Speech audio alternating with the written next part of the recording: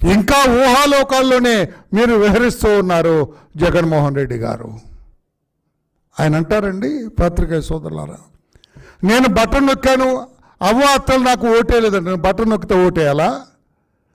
నువ్వు చేసిన నేరాలు ఘోరాలు ఏమవుతాయి? వాళ్ళకి అర్థం అవుతా? ఎవరికైతే మీరు బటన్ నొక్కారో ఆ బటన్ నొక్కిన అవ్వాతాతల ఇంటిలో వాళ్ళ బిడ్డలు ఉండరా? వారికి వాళ్ళ బిడ్డలు ఉండరా? వాళ్ళందరూ ఆలోచించరా?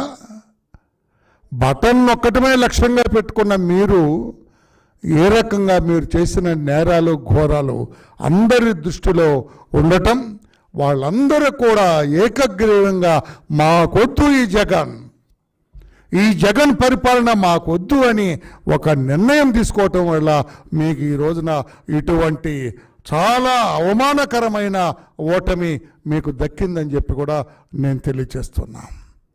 ఎన్నికల్లో ఇంత ఘోర పరాజయం పాలైనా కూడా మీరు మీ తప్పుల మీద ఆత్మవిమర్శ చేసుకోకుండా ఇతరులు దానికి కారణం అని చెప్పాలనుకోవటం, అది మీరు ఏమంటారు దాన్ని, మీకు మీరే ఒక ఆత్మ దీన్ని మీరు నిందించుకుంటున్నారు. ఆ మాట నాకు రావటం లేదు. ఇకనైనా అర్థం చేసుకోండి, మీ ఓటమికి మీరే కారకులు, మీ వ్యవహార శైలి కారణం అని చెప్పి కూడా నేను తెలియజేస్తున్నాను. నేను ఆనాడు మీరు ముఖ్యమంత్రిగా ఉండగా స్థానిక ఎన్నికల వ్యవహారంలో ఏ రకంగా మీరు వ్యవహరించారు? ఆనాడు మాచర్లకు వెళ్ళిన బోండవమ్మ బుద్ధ వెంకన్న మీద మీ వాళ్ళు ఐరన్ దాడితోటి, ఐరన్ పైపులతోటి దాడి చేసినప్పుడు ఏమైంది? ఆ నేరం, ఆ ఘోరం మీకు అర్థం అవ్వలేదా? మీకు తెలుసో లేదో జగన్మోహన్ రెడ్డి గారు, మాచర్ల నియోజకవర్గంలో ఆత్మకూరు అనే గ్రామంలో దాదాపు 250 ఎస్సీ కుటుంబాలు మీ వైకాపా దాడులకి భయపడి వాళ్ళ ఆ ఊరే ఖాళీ చేసి వెళ్ళిపోయారు. వాళ్ళ గొడ్డు గోద ఇల్లు వాకిలి అన్నీ వదిలి వాళ్ళు వెళ్ళిపోయారు. 5 సంవత్సరాలు ఆ గ్రామం నుంచి బయట ఉన్నారు. తెలుసా మీకు? ఆనాడు ప్రతిపక్ష నేతగా ఉన్న మా అధినేత నారా చంద్రబాబు నాయుడు గారు వీళ్ళందరినీ కూడా తీసుకొని వారి గ్రామంలో దించాలని 2020లో ప్రయత్నం చేస్తే మీరేం చేశారు? ఆయన్ని బయటకు రాకుండా గేటుకు తాళ్ళు కట్టారు.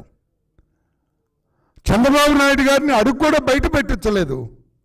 ఆ రోజునే చంద్రబాబు నాయుడు గారు చెప్పారు, మిస్టర్ జగన్మోహన్ రెడ్డి, నా ఇంటి గేటుకు కడుతున్న ఈ తాళ్ళు భవిష్యత్తులో నీ అధికారానికి ఉరితాళ్లుగా మారబోతున్నాయని చెప్పారు. అదే నిన్న జరిగింది.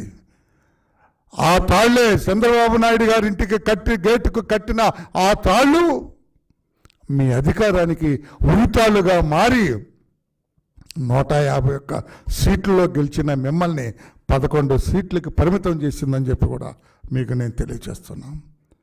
ఒక్కసారి ఆలోచన చేసుకోండి అని చెప్పి కూడా మీకు తెలియజేస్తున్నాను. నేను ఆత్మకూరు ఆ మాదిగ కులస్తులు ఇప్పుడు కూడా బయట ఉన్నారు.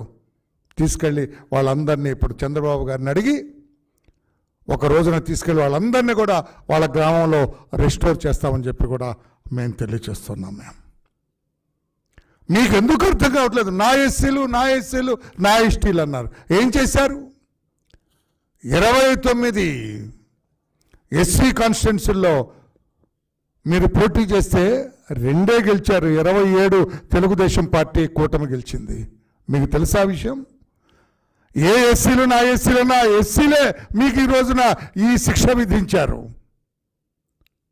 మేము నీ బానిసలం కాదు,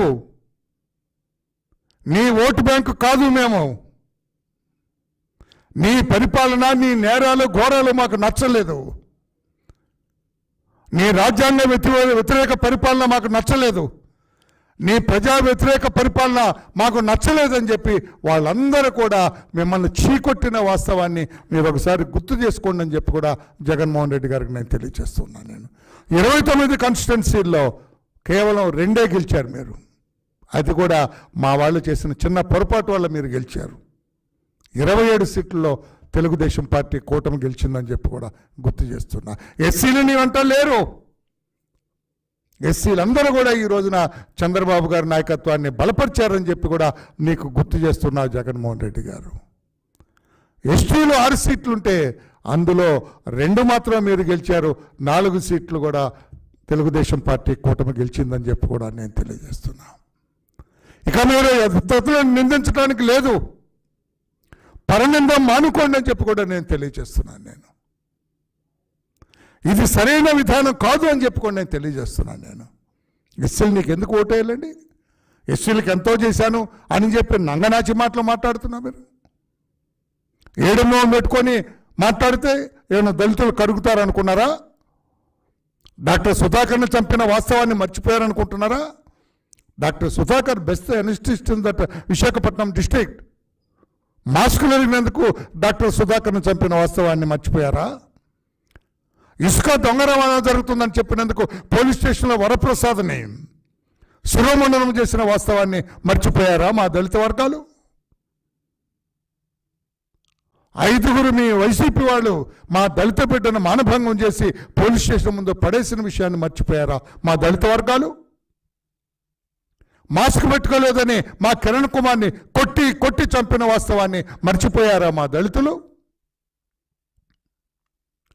నీ దొంగసారా, నీ స్పూరియస్ లిక్కర్, నీ కల్తీ సారా తాగితే నాకు నిషా ఎక్కట్లేదని చెప్పి మా ప్రతాప్ ఒక మాట అంటే తెల్లారేటప్పటికి వాడు ఉరేసుకొని చనిపోయేటట్లుగా చిత్రీకరించిన విషయాన్ని మా దళితులు మర్చిపోయారనుకున్నారా?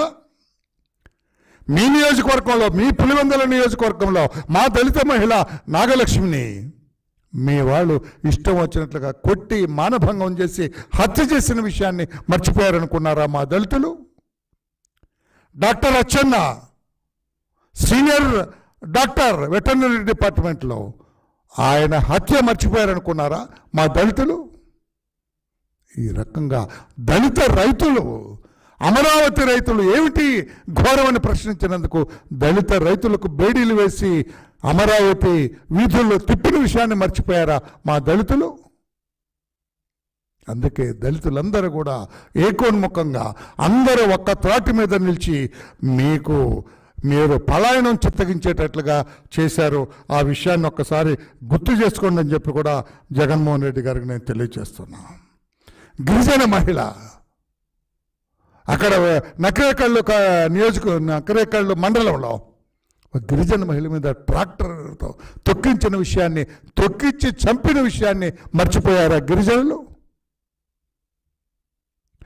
అక్కడ టంగుటూరు దగ్గర ఒక దళిత మహిళ మీద ట్రాక్టర్ ఎక్కించి తొక్కించి చనిపోయిందా లేదని మరలా రివర్స్లో కూడా ఆ శవం మీద ట్రాక్టర్తో తొక్కించిన విషయాన్ని మర్చిపోయారా మా దళితులు?